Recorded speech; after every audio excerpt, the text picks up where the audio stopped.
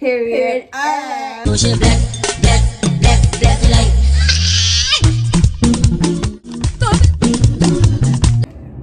Hey guys, welcome back to my channel. Give me blesser, extender, rah. I carry nothing bagger. Yeah, y'all know the vibes already. I'm back. And yeah, guys, we are literally near the end of 2023.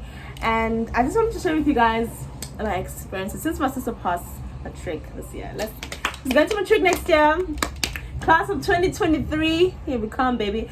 So yeah, so I'm just gonna be sharing my matric experiences. She can ask me questions about matric, and basically I'll be sharing with you guys a story of how I actually put my entire matric dance together, just to give a hope and a future, you know, because my matric dance experience was not the best, but it was like a very funny story. Like I don't think I've ever told anybody the story. Yeah, you guys are probably gonna be the first to literally hear the whole story, and then my sister can she knows the story. Yeah. And yeah, she can ask me questions. So basically it's how my matric dance went. So I come from a very African home, strict home. I was literally the first child to ever go to matric dance. Like I was the first, and bear in mind I'm the third born. So it's my brother, my sister, me, my younger brother, and then her. So like I feel like I was literally the rebel of this family, literally. My father was like, no, we don't do matric dance, don't believe in matric dances. Actually, it was, we don't believe in matric dances. Like, what the hell?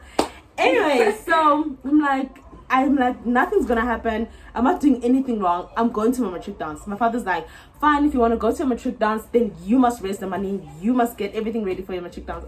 And the nigga thought that was gonna stop me. Mrs. Hustler.com. Hustler.com. Guys, I worked jobs to go to matric dance. And I still remember the date till today. The date was the 6th of December. Guys. So I'm like, okay, cool. My dad says I can go to the matric dance. Sharp. But I must raise my own money and whatnot. And you know, I was like quiet. I was like, cool, sharp. I was already planning my head. I was already saving my money. And I think he didn't think that I was gonna pull it off. He actually didn't think I was gonna do it until the day before, when I went to get the dress fixed, and he was like, you got the dress. Like he was like confused and stuff. And I'm like, yeah, girl, like I got you. I got myself. So this is how the story ran. Shop. I worked holiday. What is it called? Holiday jobs, or what you guys call it again? Part-time jobs. And I did that. I worked at Makula. I worked as a waitress, and I managed to gather money. And obviously cost of living was like not that bad. It was good back in the days, in 2017, literally 2017. So cool, I did that. I raised money, and then I bought my shoes at the Fix on Black Friday. I was stressed as hell. I got it for $200. I did that. I thrifted my dress. Actually, I think that's the golden moment. I thrifted my dress, and I'm gonna put a picture here to show you guys how I pull this. I think that was my calling when I was like, no, hey, I was supposed to be a stylist. Like, this is what I actually do, and I actually pulled off my entire vision. And I'll tell you guys a breakdown of how much I actually like, you know, it cost me to actually do the whole thing. I think I bought my dress for 100 rand at the thrift store. Yeah. I saw a silky dress chilling there by the window, and I'm like, this is giving, I can make something out of this. I can actually make something out of this. It was very silky, and it was pink, and I was like, it was like not like a dark pink, it was like, I'll show you guys a picture obviously. Yeah. And I was like, okay, cool, let me see what I can do with it. Took it to the tailor. I gave her like a design that I wanted, open back, boobs. I actually was like, you know what, let me just do my own thing. And then I paid 150 for that. So all in total, it cost me 250 to get my dress done. And then I bought my shoes for 200 at the Fix for a sale. And then I hustled a ticket, right? I don't remember what happened. I think I got a date. Somebody asked me to go with them to the matric dance, and then I don't know what happened, and he couldn't come to the matric dance. I was like, I don't even care at this point. I wasn't even bothered. I was like, I just wanted to go. Like, I was glad that I got the ticket, and I was like, okay, I got the ticket, then I don't have to pay for it. So he didn't make it, unfortunately. I don't know what happened, and I was like, cool. Then I went with a friend of mine, Mervyn, rest in peace. He actually passed on. And yeah, guys, like literally. And then my hair, I braided my own hair. I did this hairstyle with wool. I had dreads at the time, so I wanted something big and something like, you know, like just Natural. something so natural, like Yeah. princess vibe, giving Cinderella. Yeah. So I did that. I braided my hair with wool, and then I took like flowers from my mom's dress. Like I took the creativity that was coming along. I was like, the hell. I took there was like this little flowers that was on like my mom's dress. I cut it, and then I took a needle and a thread, and I put them all over my hair, and I tied. Guys, I did that. And then yeah, like I got my nails done. My mom did my nails, like stick-on nails, and I went to like a family friend person that like used to do our hair, so she just helped me with like makeup. And guys, I was ready to go, and I got picked up by Mervin that came to fetch me. And then like, guys, I had my experience. And you know what, the funny thing happened, my dad was like, be home by 12. I want you home by 12. I'm like, dude, okay, cool. Went to the matric dance. I didn't go to the after party. I came home at like 12, and I could hear my dad already starting to talk. You see, that's why I don't let you guys out. You see, and then I'm like, I'm like, yo, bro. I was like, yep. And I think that's also the day where I gained my parents' trust. Like, I don't know. I just feel like I proved to them that I can actually take responsibility, and I can take accountability for what I say and what I want. So with her, it's gonna be a different experience, because I'm like excited for her, because I'm like, I'm going to fund it. Like, we're gonna get the dress, we're gonna get the shoes, like, you know, I want to give her the experience that I never had, but like the experience I had at the same time. And I know that she likes things like that I like, so I know she's gonna trust me to do things. So what's your question about matric and stuff, and like matric dances? You shouldn't be thinking about matric dance if you haven't passed matric, but it's 4 cards on matric. 4 cards. So what's your question about? First of all, did you ever bunk in matric? Actually, you can. My whole school career, I actually like. I actually never bunked. Like, I bunked in matric. We bunked as a class in matric. We bunked LO. All of actually no. I think it was just a time where, you know, after your prelims, you're like, you don't belong to the school anymore. Like, we don't care because we are registered with the government. Like, we don't care. You know, we were just going crazy because we had time. We had like a whole month before the finals. So it was like the last week of matrics coming to school. We all bunked LO, and I was a prefect, so I didn't really bunk. So I was like helping. I was helping to find the bunkers, but I was also bunking because I was not in class. Yeah. So yeah, like I think also the thing that I did bunk, I remember bunking a lot, was subs. Like I would choose like the subs I want to go to. Like, I don't want to go to this teacher. I'm just gonna go to this class and say that I'm supposed to be here, and that my other teacher's not there, and like my second call or what.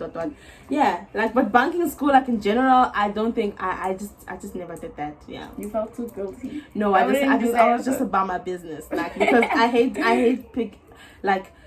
being absent and like catching up with work. Like, that was something that, and the subject I was doing was not easy subject, so yeah. So yeah, in matric you used to get a lot of awards for stuff. So what was the best award that you ever got, that you were like so happy, like you felt Award, best award. For me, it came weird because at the end of the year, I got an award for, was it Afrikaans or history? I'm like, no, was it Afrikaans or LO? All of a sudden, somehow I got a trophy for best what, and I was like, huh? It was a very like odd subject because I didn't really. I was good at it, but I didn't really like. I think it was Afrikaans. So yeah, I think I got a trophy for Afrikaans, and I was like, you know, when you get those evening like awards, when they're like, it's like when you're in matric, you do like awards, like term awards, but there's like a whole function dinner where they invite your parents, and like that annual award for like special what. Yeah, and I remember I went there and my sister was pregnant, and my sister was my parents that came with me. Wait, I'm confused, the sisters. Anyways, not the sister. not the sister, my older sister. Yeah. Yeah. It was a great experience, man. So is like Saturday school for matric, like, is it compulsory or just like an optional thing? I think it depends on your school, because for us it was we had a Ster-Kinnico, was sponsored by Ster-Kinnico, so we went every Saturday and watched, like, they taught us lectures at the cinemas, so we got free popcorn, free Smarties, whatever, and we went there like in the morning around 7 or 6. We had to go there, and they'll teach us only maths and physics, so it was pure maths and physics. But I don't know what programs, but I think it's good to find what you call it, a Saturday school. But I don't think, if your school doesn't offer a Saturday school, they probably are covering everything in the syllabus. Okay. So that's why they don't see a need for it. But if the teacher says, guys, please come Saturday for this subject, because some teachers, they're not up to date and they need help, whatever. So it just depends on your school. Yeah. So what was your sleeping schedule? Because you never used to sleep when you're in the chick. I don't remember you sleeping. Guys, yo, only if I knew that I was not sleeping just to come into the pits of the working world.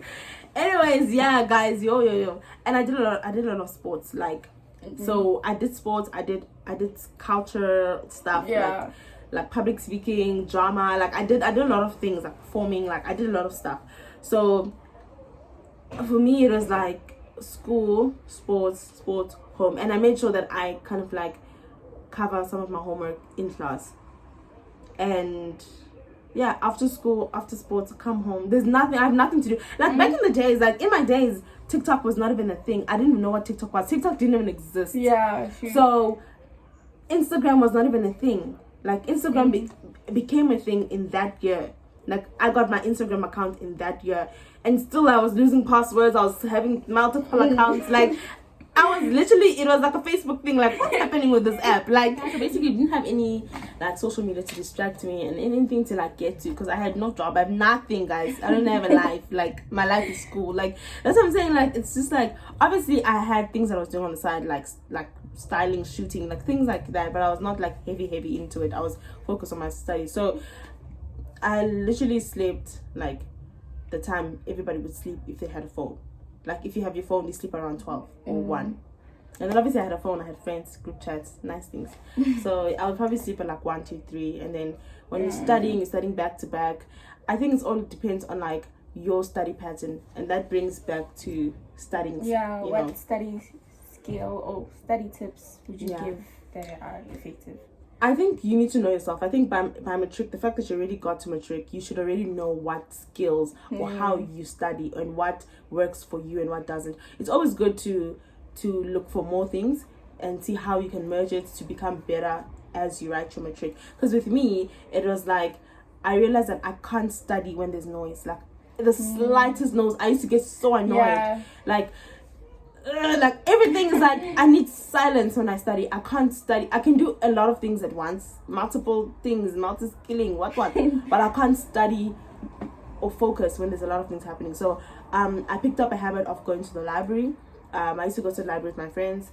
So after school, I go to the library for like from like 4 to maybe like 6, and then like, so I had that pattern of going to the library. When I get home, I know that I've already done my notes and I'm just going through them.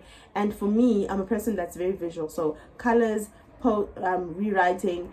I would literally remember, I can't study from a textbook, so I would rewrite my textbook and like understand it, do activities and past papers. I think that's one of the things that I actually picked up a lot in matric, was past papers, because you get to a point where if you study from day one, which is the advice I always give matrics, when you start school, when you guys start doing work, start making notes if you're a person that makes notes, or start going through your things. So basically just like studying from the beginning, from day one. Matric is not that deep. It's deep, it's important, but I feel like if you're focused on it from the get-go, everything's fine. So thank you guys for watching, and see you guys in the next video. Bye.